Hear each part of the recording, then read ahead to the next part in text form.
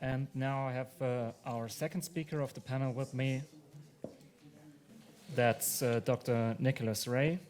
He's an associate professor in the School of English at the University of Leeds, where he specializes in Sigmund Freud and Jean Laplanche and the intersections between their thinking and literature, cinema, and human animal studies in particular. Nicholas Ray has essentially contributed to translating and editing psychoanalytic thought, an effort I think that may hardly be overestimated.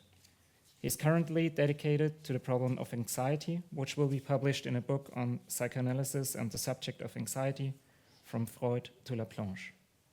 His talk today may be a recourse to contributions he began around 15 years ago through works like his 2012 article Psychoanalysis and the Animal, a reading of the metapsychology of Jean Laplanche. Nicholas Ray established human-animal studies in psychoanalytic scholarship by historicizing how animals are conceptualized and contesting anthropocentric assumptions within, especially Freud, and a little bit also in Laplanche. His analysis of Freud, such as the 2014 essay interrogating the human-animal relation in Freud's civilization and its discontents, have received attention for proposing latent tensions in Freud's work and prompting the re-evaluation of fundamental human-animal distinctions.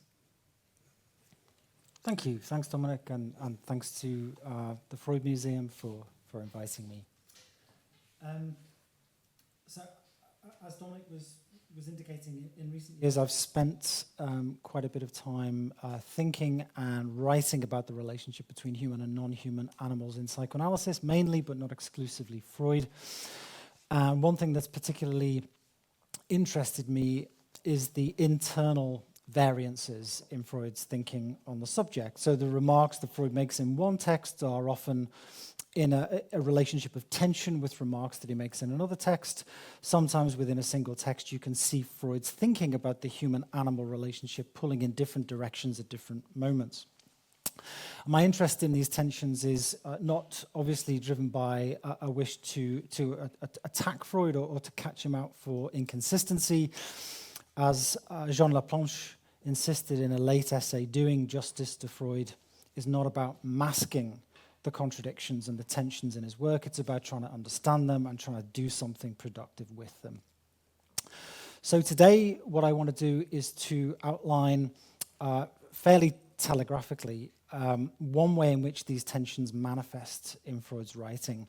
And what I'm going to focus on is the very marked variance between, on the one hand, an aspect of Freud's thinking that tends to emerge, an aspect of Freud's thinking about the human-animal relation that tends to emerge in the clinical writing, and on the other hand, a contrasting aspect that tends to emerge, albeit in rather incipient or rudimentary ways, in some of his more speculative thinking. And to anticipate my own conclusion a little bit, what I'll suggest is that while the tendency that's prevalent in their clinical work is to foreclose questions about the psychical or the etiological significance of our relationship to non-human animals, in his speculative reflection, there is an impulse to open them back up again. And not only to open up those questions again, but also to posit the idea that a certain conflicted relationship to animality, that's to say, to our own animality as well as to the animality that we impute to the heterogeneous assortment of creatures with whom we share the planet, might be the very foundation of human psychic life. So I'm going to start with the tendency that I'm claiming that we see evident in Freud's clinical writing, and I'll keep my remarks brief because the observation I'm making is fairly simple, I think, and it's been echoed by other people. So Freud's psychoanalytic case histories, as everybody knows, are full of animals.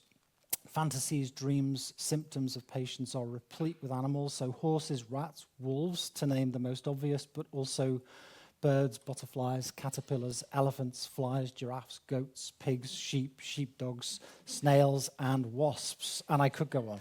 And wolves. I did mention wolves. Sorry, it's my Scouse accent.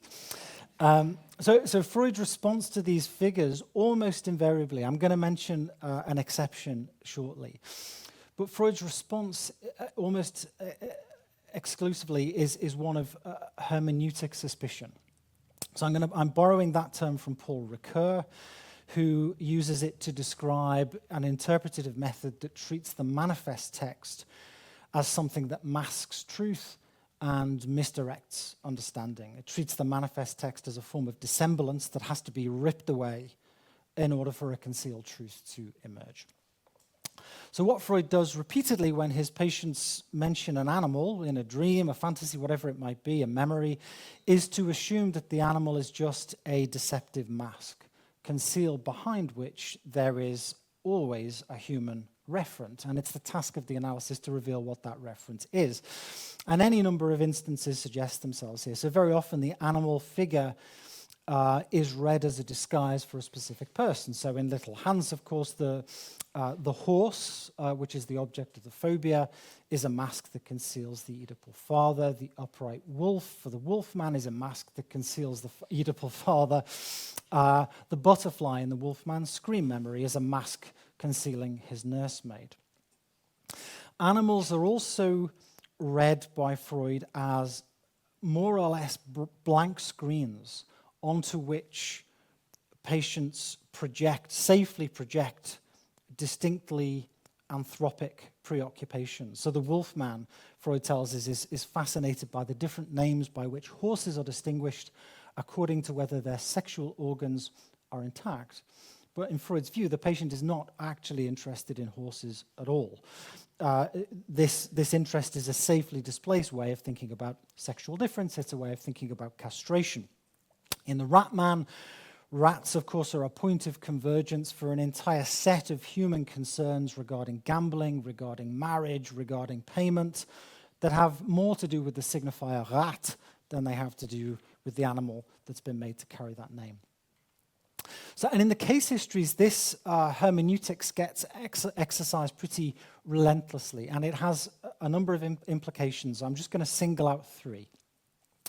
So firstly, it tends to foreclose the possibility that for the patient, an animal might just be an animal rather than a human being wearing a mask, or that the encounter with other species might have a psychical significance for the patient in its own right. So there is an exception. I mentioned I'd indicate an exception, and that is, of course, Frau Emmy von N. From the time of Freud's collaboration with Breuer. She experiences the most extraordinary hallucinations of animals, which Freud describes and I suppose in some ways writes off as what he calls primary phobias. Forgive my pronunciation here, primären Phobien, a kind of instinctive antipathy to certain species. So Emmy's experience of animals is not subject to the interpretative suspicion that we see later on, but to put things a little bit tersely, that is a case that, shall we say, antedates the hermeneutic machinery of psychoanalysis to come. And once we're in the kind of canonical psychoanalytic case histories, all mention of primary phobias disappears, and animals in patient discourse generally get depleted of anything but referential value. Neither animals nor human-animal relations are really permitted to be objects of analysis as such. The analysis has got to get past the animal to find the human stuff. Okay, second implication. It tends to foreclose the possibility that the question of species difference might be a fundamental enigma that confronts human beings, although there are moments when Freud indicates that that might be the case. So there are points in the case histories where this enigma, the enigma of species difference, seems to trouble the patients, but it's never really, in the clinical writing, it's never really heard by Freud. So as various people, Barbara Creed being one of them, have observed, in the Wolfman case history, the question of species difference, and especially a certain anxiety about a loss of distinction between species, seems to trouble the patient. But Freud's habitual move is to look past it and to see species difference as a screen onto which the real preoccupation of the patient, which is to say sexual difference, Geschlechtsunterschied, and intraspecies difference for humans, is getting played out. And the third implication is that I think a certain ethicality gets closed down as well. So here I've partly got in mind the work of a Russian philosopher, Oksana Timofeeva, and she notices that in Freud's best-known cases, his patients don't simply notice the existence of other species, they absolutely do. They not only notice their existence, they also notice how human beings systematically devalue them and how they mistreat them. And Timofeeva writes really quite beautifully about what she calls totemic moments where this occurs. Little Hans, for example, being deeply struck by overworked horses collapsing in the street and then being beaten terribly by their drivers, or the rat man, who not only thinks about rats as the agents of all kinds of horror, but also briefly, this just kind of registers in Freud, acknowledges that they are also objects of human loathing and human persecution. So Freud's case histories kind of briefly register these moments where human speciesism is thrown into a painful relief for the patient, but the case histories don't really do anything with them as such. I mean, these moments kind of register almost in spite of Freud. Okay, because Freud's goal is to get past the animal stuff and uncover the human dynamics or the interhuman dynamics to which psychic and etiological significance really attaches. Okay, so the other aspect of Freud that I want to talk about is a speculative hypothesis. I'm moving away from the clinical stuff. It's a hypothesis that Freud largely keeps apart from his clinical writing, although it does make a rather underdeveloped cameo appearance in The Ratman. And the hypothesis I'm talking about is Freud's theory that the human capacity for repression, Verdrängung, is a direct consequence of our evolutionary adoption of the upright posture, of our becoming bipedal. He first outlines this idea in the Letters to Fleece in the 1890s, and it periodically shows up in his work thereafter. For the next 30 years, it's given its fullest elaboration in 1930 in Das Unbehagen in der Kultur, but it's always a peripheral hypothesis. It's never centralized, it's never really systematically integrated into the doctrine at all. Even in Das Unbehagen in der Kultur, it's kind of shoved down into the footnotes. Leo Bassani calls it the unconscious of the text. So it's quite an outlandish hypothesis. It's slightly bonkers, actually. So I'm not trying to make any claims for its objective veracity, but it is interesting. And what's interesting about it, for me, is that it seems to be a place in Freud's thinking where some of these questions about the relationship between human and non-human animals that get shut down in the clinical writing get reopened, and in ways that are quite striking. So Freud's hypothesis, as I'm sure you know, is that in the course of evolution, our sexuality was transformed by our adoption of the upright posture. And he claims that our shift to bipedalism and the consequent lifting of our nose from off the ground caused an organic repression, organische Verdrängung, although he'll slightly alter his vocabulary a bit later on, an organic repression of libidinal excitement linked to the olfactory sense, to smell. So whereas smell was the principal sense in our quadrupedal ancestors, our vertical elevation has led to a depreciation of the olfactory function within us, so that libidinal pleasures that were derived from our ancestors, from odors, especially genital, anal, excremental, became subject to disgust. So once we became bipedal, once we stood up, these pleasures were beneath us, right? Also, because the upright posture exposed human bodies to sight in new ways, the libidinal organization of human beings, Freud claims, becomes refocused around visual stimuli. Although this very exposure, he claims, is something that creates the conditions for feelings of shame. Now, from the earliest iteration of this idea in the 1890s, Freud uses it to explain the genesis of psychic repression. So psychical repression is its direct legacy, right? Our evolutionary, our disgusted rejection of olfactory pleasure in prehistory is the organic template for the rejection from consciousness of unacceptable ideas. By the time of Das Unbehagen in der Kultur, kind of the reach of this idea has expanded somewhat, and Freud is positing that the whole of human civilization is rooted in our adoption of bipedality. The depreciation of smell, he says, freed us from sexual periodicity. That meant we could start having continuous companionships, producing family life. The arising of shame and disgust paved the way for imperatives of cleanliness and libidinal renunciation, which kind of facilitate other developmental advances for human beings. So Freud's not, obviously enough, the first thinker to give bipedality a key role in the formation of the human or of human experience. And there's an extraordinary book by somebody who was mentioned earlier today, a US scholar called Sander Gilman. It traces the long history of antecedents, beginning in the classical period through Jewish and Christian traditions, the Enlightenment, and then 19th century anthropology, 19th century biology, which feeds directly into Freud's own thinking. Ernst Haeckel has quite a lot to say about bipedality, and although Freud never credits him, as is so often the case, I think a number of things that Freud has to say are indebted to Haeckel. Okay, so Freud's olfaction hypothesis is one iteration in a millennia-old tradition of thinking about the constitutive place of bipedality in those beings we call human. But Freud's contribution is also original and in some respects quite radical. And I just want to say a little bit about why I think that's the case, and I'll make 3 observations here before finishing up. And I'm going to restrict my comments to things that Freud says about this hypothesis in Das Unbehagen in der Kultur. So first, I want to say something about how Freud thinks about our relationship to our sense of smell. By way of context here, I want to briefly mention the animal studies scholar Kerry Wolfe. Wolfe has written briefly about the olfaction hypothesis.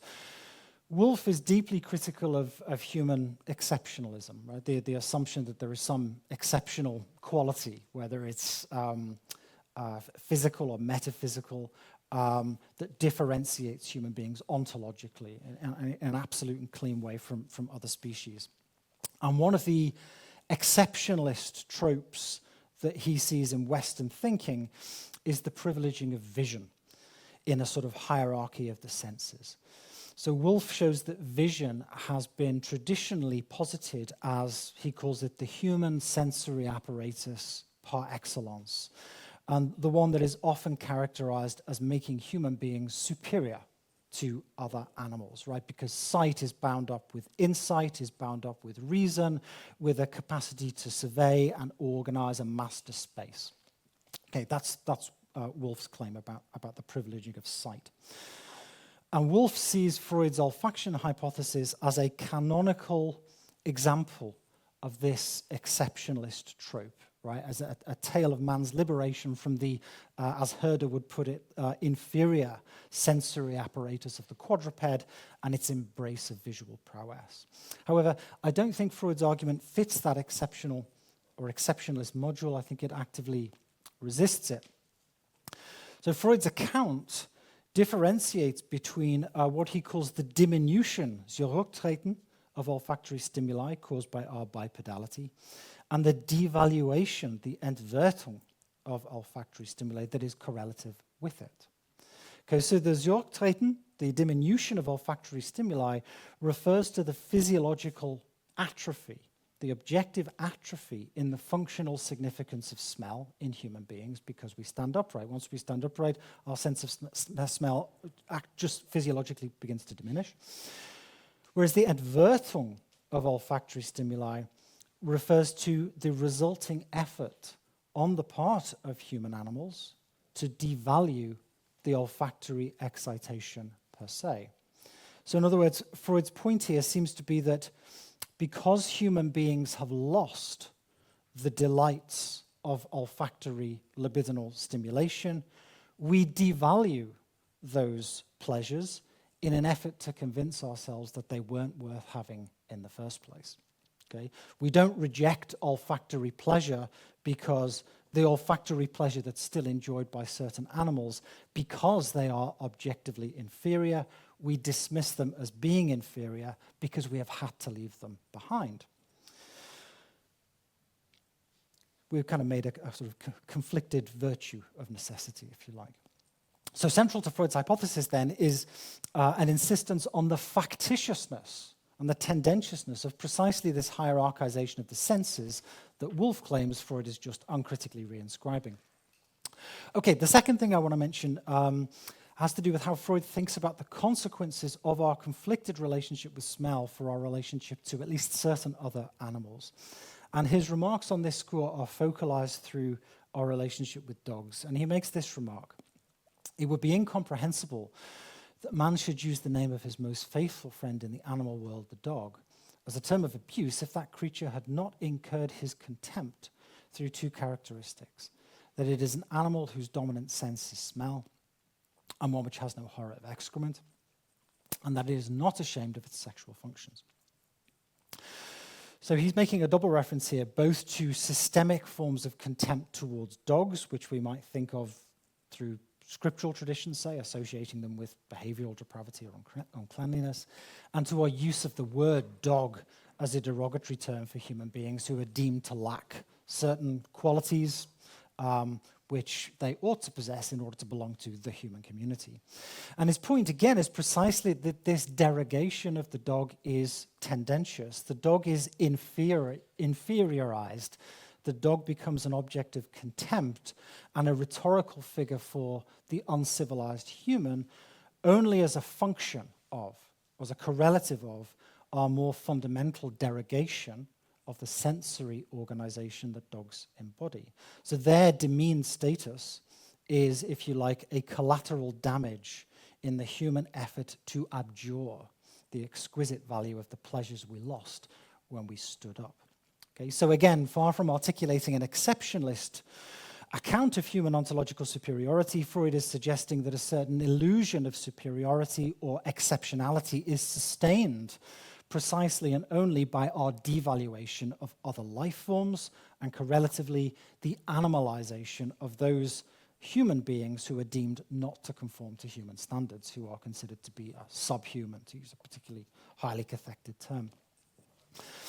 And then third and last, I think Freud's reflections on olfaction begin in a very rudimentary way, perhaps, to lay bare the workings of what, as Max was saying earlier, Giorgio Agamben calls the anthropogenic machine. So very tersely, what Agamben is getting at with that term is the idea that the human being is something that produces itself. The human being is something that produces itself only by producing something else that it calls animality as a kind of constitutive outside, something that it, by definition, is not.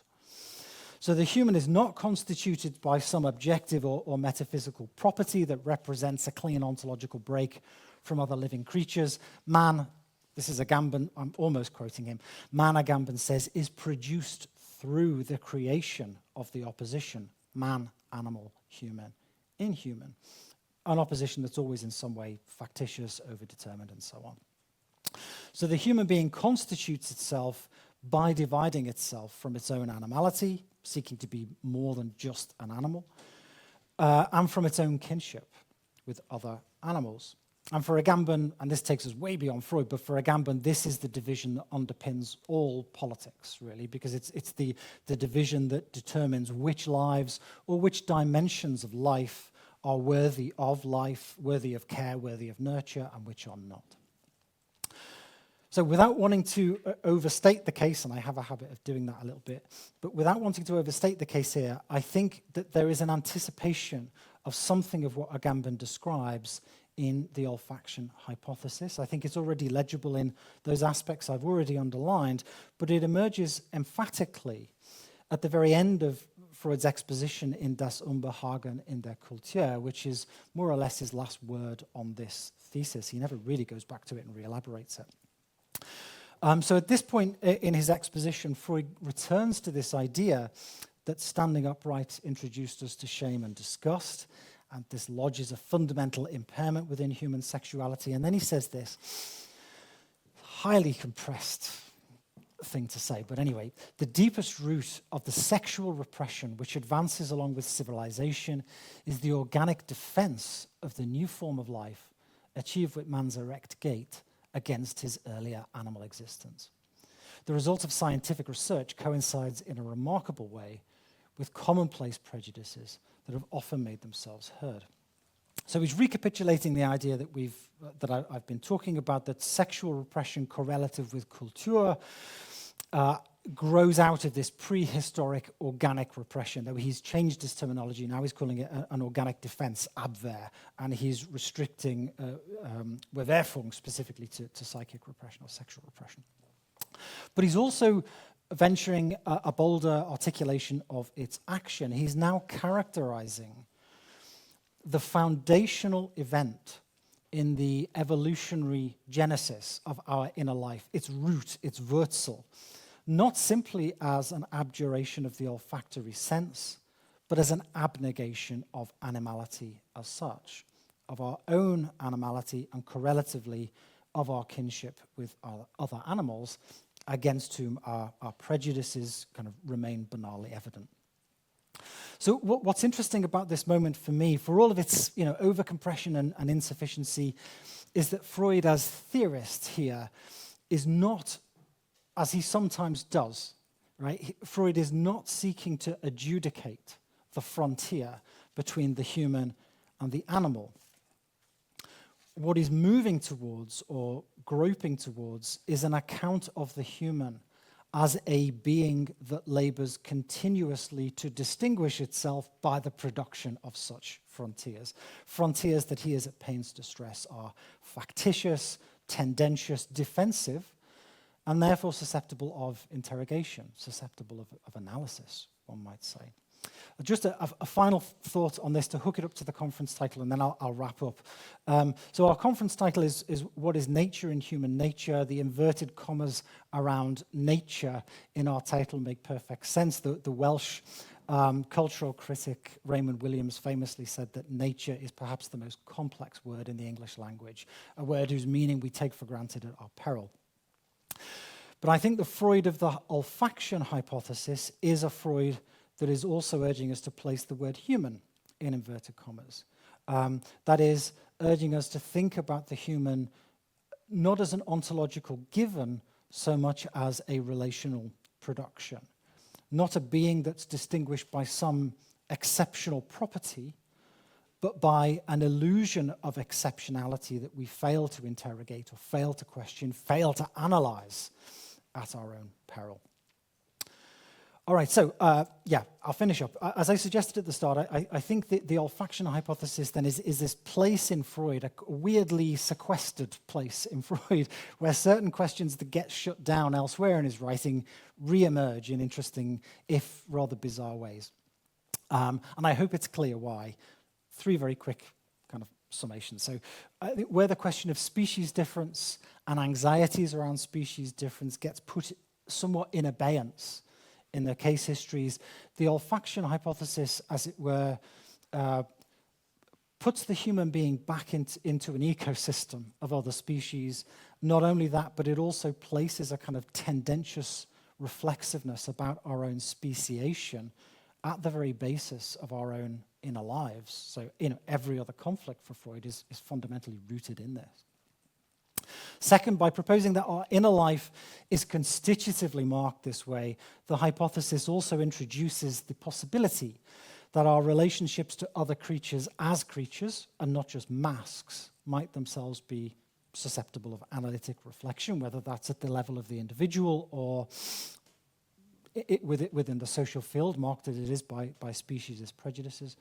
And finally, I think it's a hypothesis that is also thinking or beginning to think critically about human exceptionalism, which is trying to make visible its factitiousness and to invite us to stop taking for granted, in a way that the clinical writings often do, to stop taking for granted how it is we think about animals, how we relate to them, and how it is that we treat other animate forms of life. All right, thank you.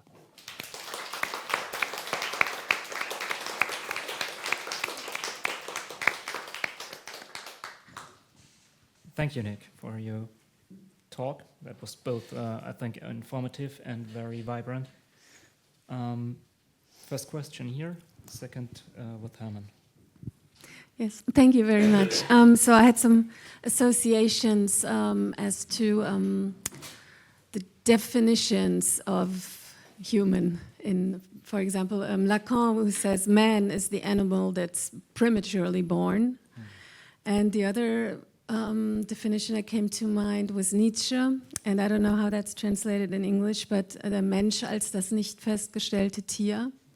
What is it? The animal that's not fixed, yeah, I would say so.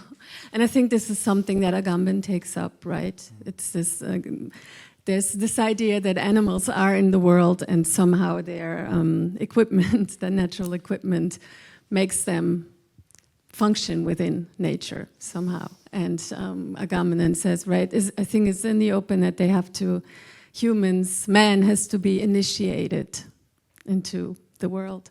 So I'm thinking that maybe, you know, this is, I would read, or you're reading Freud also in line of this idea actually that it's man that is lacking compared to animal.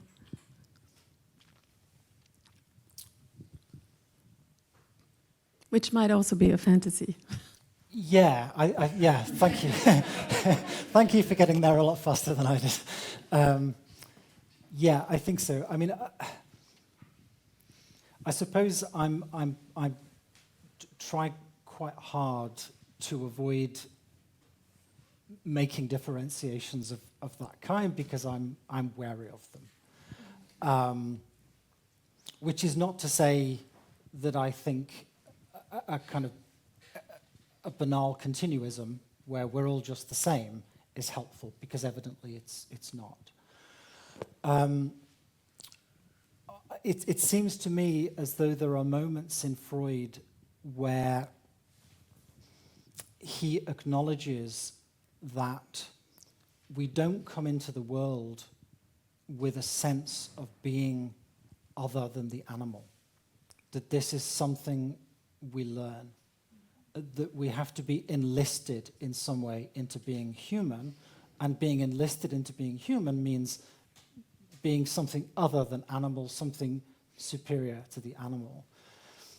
The Wolfman is one case history where I think anxieties around speciation emerge, but I think Little Hans is also perhaps more manifestly a text in which that kind of process of indoctrination is made very clear. And here I'm thinking again of, because I've only recently read it, Oksana Timofeeva's book. You know, she shows Little Hans, you know, telling his father, look, I feel for this horse. This what, you know, and his father saying, it doesn't matter. What matters is me and you. What matters is me and you and mummy. So he's enlisted not just into a kind of Oedipal subjectivity, but insofar as it's an Oedipal subjectivity, a kind of a human mode of being, which is essentially, it's an anthropocentric mode of being, in which the animal is something less, and the animal's suffering means less than human suffering. So I guess I'm answering a question. It's not really your question, I don't think, but I suppose I'm interested in the processes by which the human is made human, insofar as that entails a kind of conscription into a speciesist anthropocentric worldview. I think there are traces of that legible in Freud, but Freud himself can't really get hold of it, can't get traction on it, or just isn't interested in getting traction on it. Okay, next one by Herman, please. Yes, this is going to be a kind of a follow-up issue, and maybe also to push your arguments a little bit further. How far can we go? Let us suppose that there is a Hegelian element here, in the sense that what is happening in evolution repeats itself in every individual. We all have to stand up at a certain moment. In other words, until we do not stand up, we're animals. Which makes me think what Freud says about a dog could not be the same thing be said about a baby, that they are lovely creatures despite the fact, and then the rest follows. Which puts it on, so it's not, and that is one step further in a certain sense. But maybe the baby is an animal. Mm-hmm. Yeah. So, okay. Freud more or less makes that argument. I wouldn't say with any confidence that he makes that argument in any of the published writing, but he does make that argument, or rather that argument emerges in the minutes of one of the meetings here of his little society. And of course, once we start thinking in those terms, the very problematic of the riddle of the Sphinx begins to change shape. That becomes a question not just of human ontogenesis, but of a kind of human differentiation from its quadrupedal ancestry, right? But Freud absolutely does make that equation between the child that crawls and the quadruped that walks on all fours, or the quadrupedal ancestor that once walked on all fours. And we do indeed, Freud suggests, recapitulate that evolutionary process when we grow up, right? and we move away. And so we do experience the pleasure of certain kinds of smells as kids, and we have to learn to be disgusted by them. But once again, that's something that Freud gestures towards but never systematically develops. So he will say, he says it, I think, in The Wolfman, and he says it in this 1917 paper. I don't know what the German title is. The English translation is A Difficulty in the Path of Psychoanalysis. It's the paper where he's comparing himself to Copernicus and Dye. He makes this observation. Children don't make any value judgment about animals, and just because a child chooses to represent its father or its mother through an animal, there's no value judgment implied there. These things have to be learned, but he doesn't then make the connection, right, between the ontogenetic growing up of the individual. This does bring the clinical works that you were mentioning closer to the other aspect, right? Children can easily substitute animals for human beings, or human beings for animals. It does, but again, I think Freud's sort of naive about that. I mean, insofar as when the Wolfman starts talking about God as a swine, there's a judgment. God shit, God swine. This is not just an objective choice. Or one thinks as well about the moment in Little Hans where his mother is telling him, don't touch yourself. The English translation is that's piggish. I think that the German is Schweinerei or something like this. So he's learning both about himself and about the animate world around him. But what he's learning is not objective. Two exceptions came to my mind regarding the olfactory hypothesis, and one is famously from the Dialectic of Enlightenment by Adorno and Horkheimer, where they say, and I would very, very strongly propose that they can only see this because they read Freud, that the organic repression fails in anti-Semitism when the pleasure in smell needs to be projected to the Jew, onto the Jew. And sorry, could you repeat that last part? It fails because in anti-Semitism we see that the pleasure in smell needs to be projected, or the anti-Semite chooses to project it onto Jews. Yeah. So that's their take on anti-Semitic caricature. And of course, pleasure of smell also plays a role in fetishistic object building. Yeah. So I wonder, these two exceptions, of course, make your point stronger. The distinction between a human and animal does not really work so well, is not so evident as it seems. But also, this hypothesis of Freud enables seeing what's happening in anti-Semitism, and it's enabling also what's happening in certain fetishes. So I was wondering how you would relate to that surplus value of the hypothesis. Thanks. That's a really interesting question. I think it was probably not sufficiently clear in my articulation of the hypothesis, but the organic repression of smell that Freud talks about is no more successful than any other kind of repression as far as Freud's concerned. So it goes away, but it doesn't disappear. So we continue to be haunted by it. Similarly, I think the kind of the repudiation of our own animality is something that doesn't simply happen in prehistory, in Freud's account. It's something that, yes, replicates itself in the gradual elevation of the ontogenetic elevation of the child from crawling to walking, but it's also something that we are continuously struggling with. Freud's fond of citing that line from St. Augustine, we're born between urine and feces. So we like to think we're not just animal, but we remain deeply conflicted about our own rather stubborn animality, the stubborn animality of our own bodies.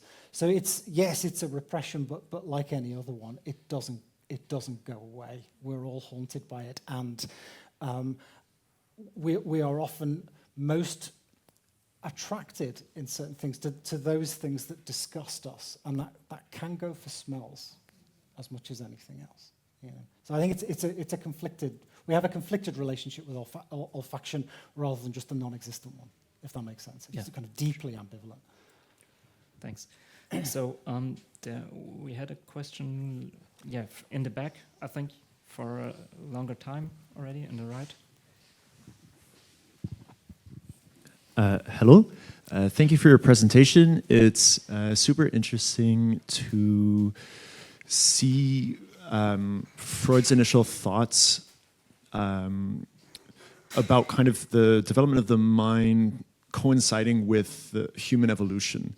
And as you mentioned, this kind of comparison to the animal within us, or the animals that we once were, play a really big central theme in the ways that Freud references a lot of animals in his work, but also looks in the body for the functions of the mind. For example, the bipedalism as like a source of repression. And I wonder what your thoughts are about, he's comparing himself to other mammals, let's say, like the comparison point is often mammals. Like, even though ostriches and emus are bipedal, we don't spend half as much time trying to differentiate ourselves from them. We can accept that we are quite different from them from the onset. And the story of like emerging from this place of animal, ostriches would have approached their bipedalism through a loss of flight by comparison. So I'm curious kind of how this implied hierarchy that emerges from this newfound verticality is able to understand itself in the face of this contrasting bipedalism. Ah, wow. Okay. That's a great question. And I'm not sure I have a competent response to that. I suppose one part of my incompetent response would be to say that there is absolutely nothing, I don't think, in Freud that's going to help us to answer that question. So then it becomes a question for us. The second part of my... No, actually, I'm not going to do that because I'll screw it up. I'm going to leave that part of the question answered. What we've got, I think, in that final quotation that I put on the slide there is Freud moving very rapidly from a repudiation of olfaction to a repudiation of quadrupedal animals that embody still the pleasures that we have now lost, to a repudiation of animality per se. And I think that those first couple of moves make a certain kind of sense. The move to animality per se is phenomenally glib. And I think I'm probably guilty of having repeated that glibness in my own account of Freud's thinking. So I'm gonna stop at that point, if that's all right. But it's a fantastic question. Okay, then afterwards in the third, okay, not anymore. Then yes, Max, please. Max, first. Okay. Yes, thank you for your inputs. It could be from my side. It's also make me think about many things, many ways where it can go. But maybe my belated reflection also for two previous talks, also to bring another example from Jean Francis Tosquelles and Jean Horry practice about that certain pathologies are followed by complete feeling of catastrophe or end of the world, and the certain people can stuck on it, and to take out of this repetition, they were involving practices of ergotherapy, of kind of working with the hands, ergotherapy, yes, and this made me think about also kind of about maybe Peter Osborne reflection. He discerns about the 3 stages of mutation of cynism or kinism, like from in ancient Greek sense it was kind of animality and certain asceticism, but in nowadays kind of thinking it's certain asceticism towards only capitalistic relations, kind of. So my question would be, it's kind of, is it a kind of mutation of the human relations, or there is kind of lack of kind of certain dimension of the work? Because also, for example, if to bring another example,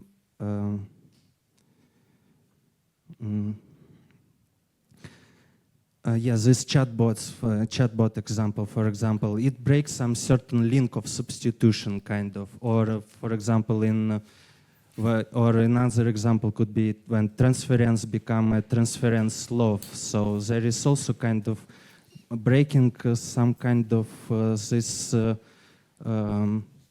let's say, dimension of the work, which can be kind of fruitful. Yeah. So just if think from this kind of perspective, what could you say about it? Yes. All right. Yeah. I'll try. I'll try and answer what I think. Yeah, it's just in question. general, like if also you say many things about Agamben and. If the human are rational human or rationalized human nowadays, and what could be kind of the exit, or what could be the what could be the answer for this kind of to becoming of anachronical subject, or kind of So thanks. Becoming is a really helpful term, and it kind of brings me back to the initial question about the human and lack. there's an opportunity, a great missed opportunity in das Unbehagen in der Kultur to connect two things. Freud fails to do it. So he has these famous footnotes where he sets out the theory of repressed olfaction. But he also has this, so he's thinking explicitly about the human-animal relationship there. But he has this other very well-known moment in the text, in the main body of the text, where he is thinking about technicity. This is where, one of the few moments where Freud is really thinking in a systematic way about our relationship to technology. And this is the famous passage where he's talking about the human being as a prosthetic god, right? He never connects those two things up, right? The relationship on the one hand between the human and the animal, and the relationship on the other between the human and the kind of the inorganic non-human, the technical. And this is a sort of an interesting missed opportunity because, of course, so amongst the theories about the constitutive value of bipedality, that antedated Freud's own, there were only a few which gave primacy to the evolutionary importance of the feet, if I can put it that way. So Darwin and many other thinkers in the late 19th century who were looking for the so-called missing link between the animal and the human assumed that when that missing link was discovered, it would be a more or less morphologically animal thing, but it would have a large brain. The assumption being that our evolution was led by some brain development. Haeckel rejected this. Haeckel said, no, I think bipedality came first. And so too did Friedrich Engels, who had read Haeckel, and said, actually, no, I think bipedality came first too. Why? Because once we stood up, we could use hands. Once we could use hands, we could use tools. And because of our use of tools, our brains evolved differently. When the French philosopher Bernard Stiegler writes about this really interestingly, and I'm caricaturing him a little bit, but he talks about these kind of anthropological discoveries in the late 19th and early 20th century as what Freud would call a wound to human narcissism. He says, for one thing, it's an insult to human narcissism that our evolution was led by the feet, not by the brain. But also, the fact is that it demonstrates that it is not simply the case that human beings invented tools. As much as anything, it is the tool that invented the human being, right? Because it's our interaction with tools that developed our brains in a radically in the particular direction that they've taken. So there are a series of thinkers prior to Freud who are not only kind of moving away from this Darwinian assumption of cerebral primacy and placing emphasis on bipedality first, brain development second, but also they are thinking about the way in which the brain has developed as a result of our use of technology. Freud doesn't quite make that connection in Das Unbehagen in der Kultur or anywhere else. But our technicity, it seems to me, I think Stiegler would probably agree with this, our technicity is one of the key things that makes the human being such a plastic organism. Does that make any sense? Yes. I'm not quite sure that's what you're asking, but that's the best I can do. Okay. I think we need to leave it at this, and Daniela will tell us, I hope, when we will come back. Yes. But before this, let me thank for this discussion and your talk.